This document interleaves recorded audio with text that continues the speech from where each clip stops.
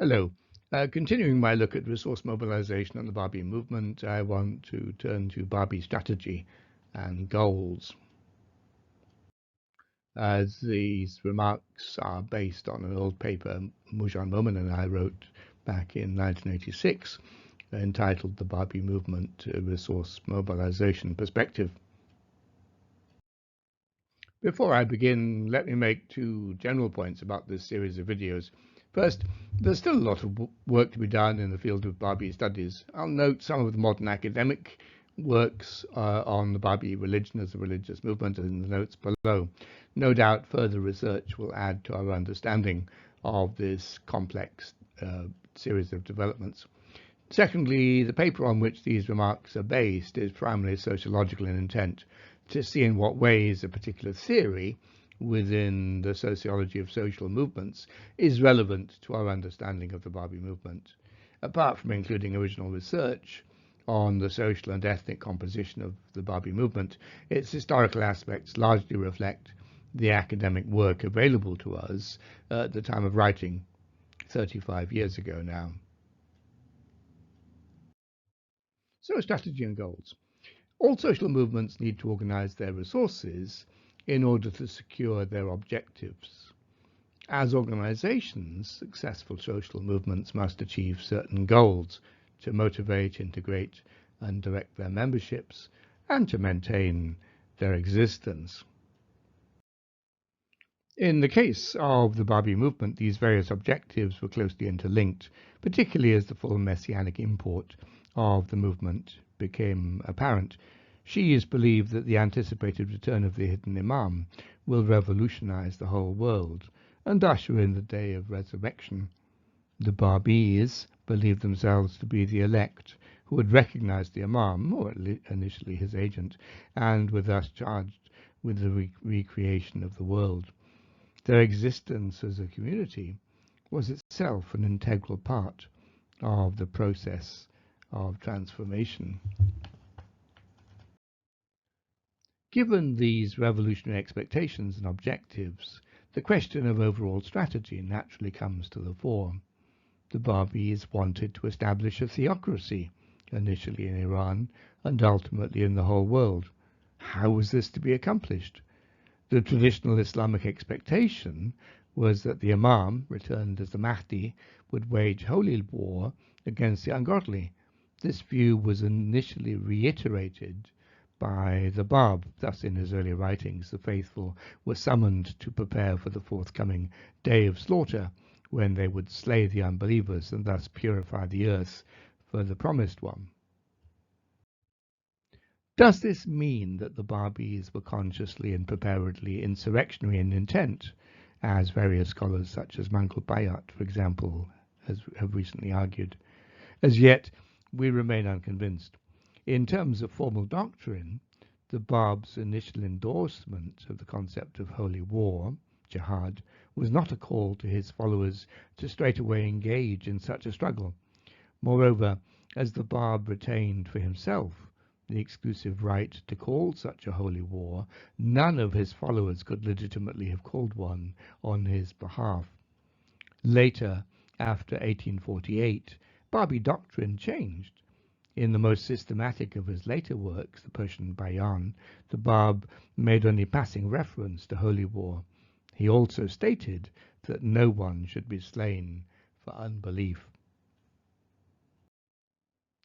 Again, although the Bāb's attitude towards the state became more hostile after his imprisonment, he evidently retained hopes that its chief officers would voluntarily convert to his cause, an objective that was unlikely to have been aided by mounting an insurrection. Even in the case of the armed struggles which occurred between 1848 and 1853, we would emphasize the importance of local and national political interaction. Whatever strategic considerations were involved, these conflicts were also, and perhaps predominantly, tactical responses to particular situations. We may be wrong, of course. The early years of Babi expansion may have masked the conspiratorial planning of an insurrection, but we're not aware of any conclusive evidence which might prove such a hypothesis, and thus remain unconvinced. Our understanding of human action and relative religious enthusiasm inclines us more to emphasize the interactive processes of development and the unintended consequences of action.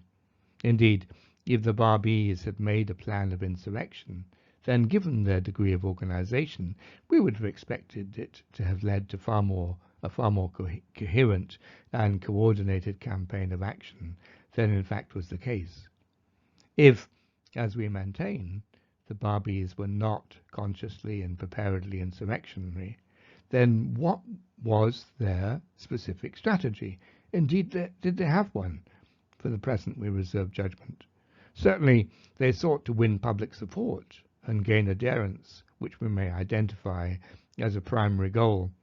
The Babi leaders were also faced with strategic choices, but these were concerned with immediate tasks and were usually linked to the general problem of ensuring the movement's continued survival, a topic I'll return to later.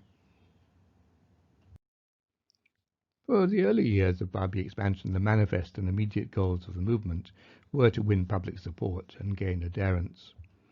To mobilize public support, the Babis needed to gain visibility and legitimacy. Visibility was relatively easy to gain. Even the initial declaration that the Bab of the Imam had appeared was sufficient to attract widespread public attention. This was furthered by an extensive missionary campaign and the dispatch of letters from the Bab to various religious and political leaders. A series of proclamatory events also occurred.